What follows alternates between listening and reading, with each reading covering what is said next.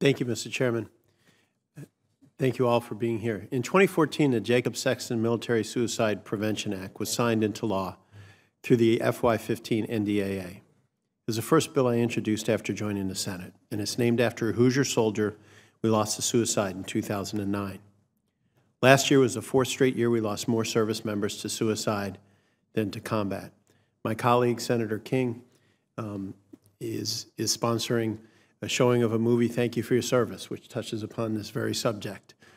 And when we talk about taking care of our troops, when we talk about readiness, when we talk about maintaining the strongest fighting force the world has ever known, I can't think of anything more fundamental than ensuring the physical and mental health of our men and women in uniform.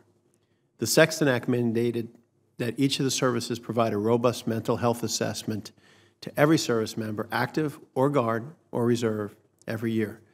And I'd like to know how each of your branches are doing in implementing this requirement. General Milley, if you could touch on that. Thank you, Senator. One thing within the Army, we are seeing in the last year an improvement, meaning a reduced number of suicides, slight, but significant enough to be noticeable across the force, and that's important. So all the efforts that we've done with your help and Congress help and lots of folks' help over the last several years we think, are showing leading indicators of improvement in suicide, which we recognize is a component of readiness because it's a tragic event. Specific to your question, we are implementing through MedCom annual mental health assessments for the force in the regular Army. I'd have to check on the Guard Reserve and on how that's being done, but we are doing that throughout the force. And we also do routine post-deployment health assessments.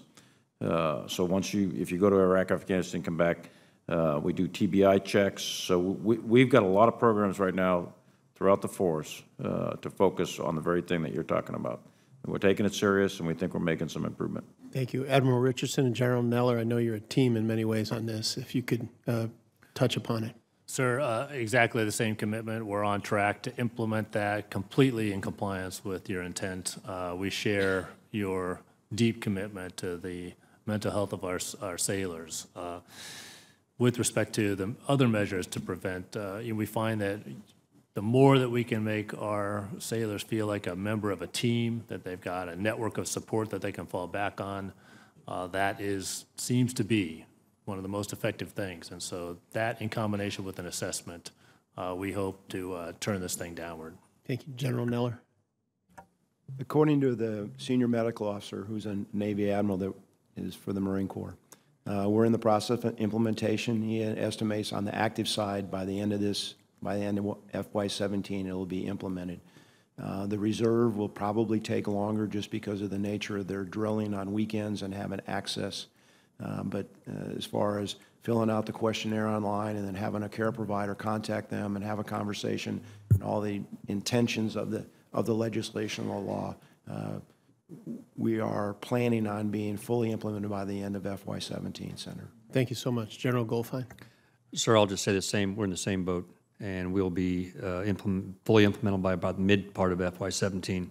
But I will also add we're taking a little bit different approach too as well. It's fairly new. We're actually taking the SOCOM approach that they've approached it with. And they take a look at, and their approach is, if we would take an aircraft off the schedule at a certain periodic time to do periodic maintenance, and then take an aircraft off the schedule at a longer periods of time to do depot maintenance and make sure they're in good shape and put them back in the fight, why wouldn't we do the same thing for airmen?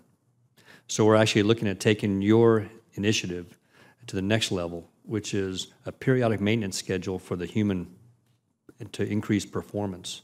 That takes the stigma off, because if you're having to go in based on a schedule and everybody's having to do it, we think it'll have profound effects.